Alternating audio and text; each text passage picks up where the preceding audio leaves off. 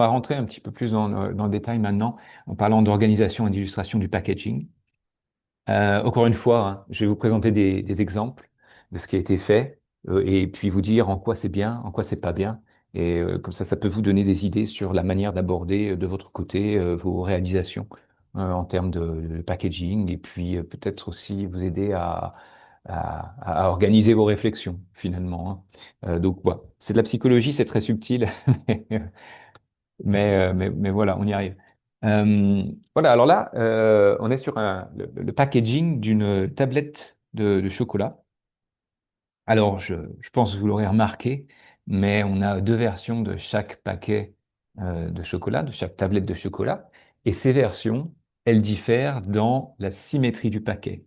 C'est-à-dire que pour les deux visuels, le visuel de gauche va montrer une symétrie axiale classique. Vous voyez, la partie gauche du paquet ressemble à la partie droite, et inversement. Et le visuel qui est à droite montre une dissymétrie. On n'a pas de symétrie par rapport à un axe vertical. Voilà. Donc on a quelque chose de tout à fait différent. Voilà. Donc, un côté la symétrie axiale et de l'autre côté une dissymétrie. Et lorsque ces chercheurs, parce que ce que je vous montre est souvent issu d'études scientifiques, hein. Donc lorsque ces chercheurs ont voulu comprendre si un packaging symétrique était plus efficace qu'un packaging asymétrique, ce qu'ils ont fait, c'est qu'ils ont fait de l'eye tracking.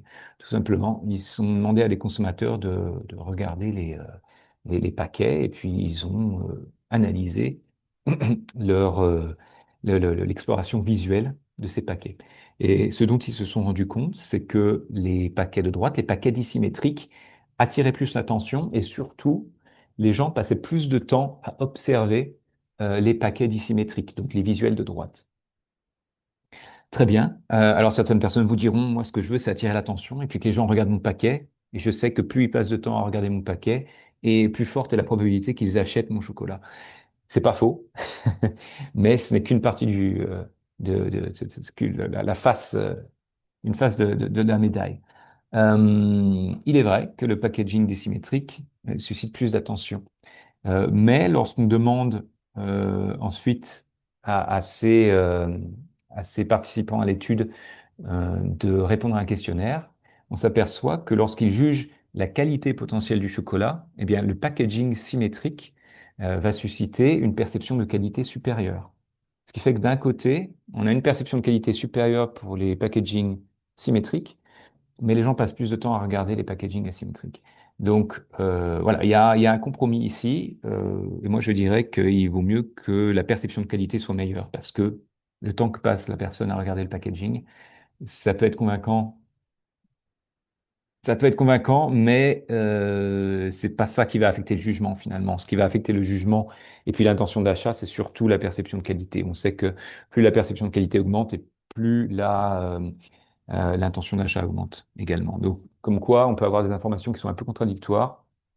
Et toutes ces nouvelles techniques hein, de neurosciences, que ce soit l'eye tracking ou la mesure des émotions, c'est pas inintéressant, mais ça ne peut pas se passer d'une étude assez classique avec questionnaire et évaluation des perceptions et des jugements.